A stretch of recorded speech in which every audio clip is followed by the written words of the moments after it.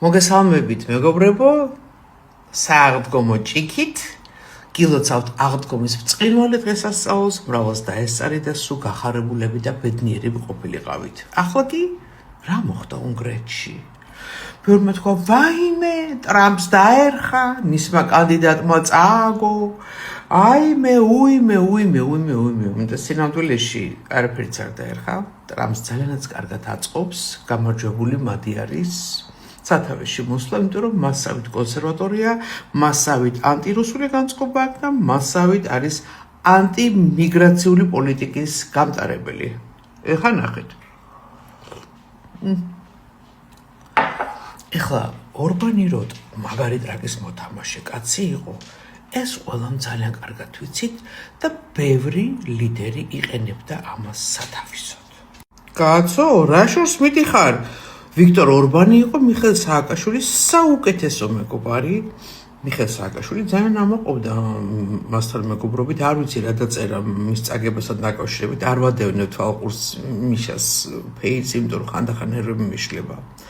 მოკლედ, ორბანი იყო ტრამპის ადმინისტრაციის ტროას ცხენი, ყველა ესე ეძახის. ტროას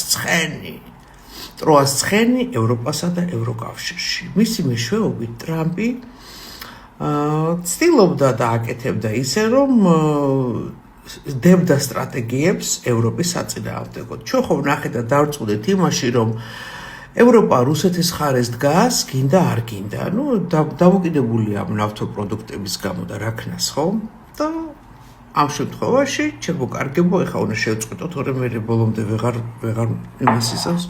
მოკლედ, ეს ჩვენი ორბანი რუსეთთანაც თამაშობდა, ამერიკასთანაც თამაშობდა, ევროპასთანაც თამაშობდა, ყველგან თამაშობდა. მოთამაშე ახლა პოლიტიკოსია რა და დიდი მოთამაშე, უდიდესი და ახლა ეს მადი არის, რომ მისი წიაღიდან აღმოცენებული კაცია, ახლა ამას ხო ორი აზრი არ ჭირდება და მართლა სულელი უნდა იყო, რომ სხვანაირად იფიქრო.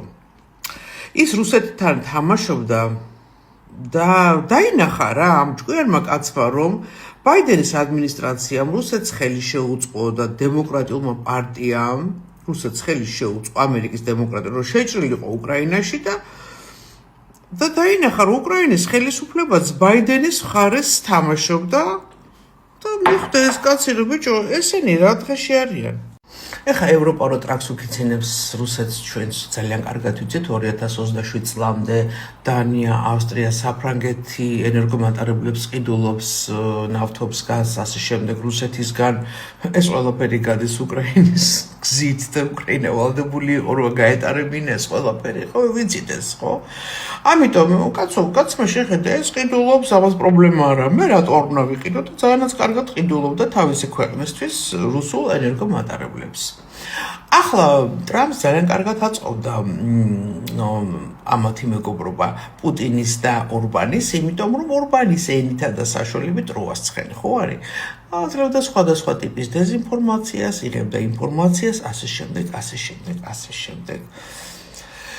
ეხლა თქვენ მეტყვით, ჯეიდი ვენსიო, როდესაც ჯეიდი ვენსი ჩადის ვინმეს მხარდასაჭერად და ვიცით, რომ ჯეიდი ვენსი ითვლება ამერიკის პოლიტიკის ცუდ პოლიციელად, მაშინ უნდა ნამდვილად დაფრთხეს ადამიანი.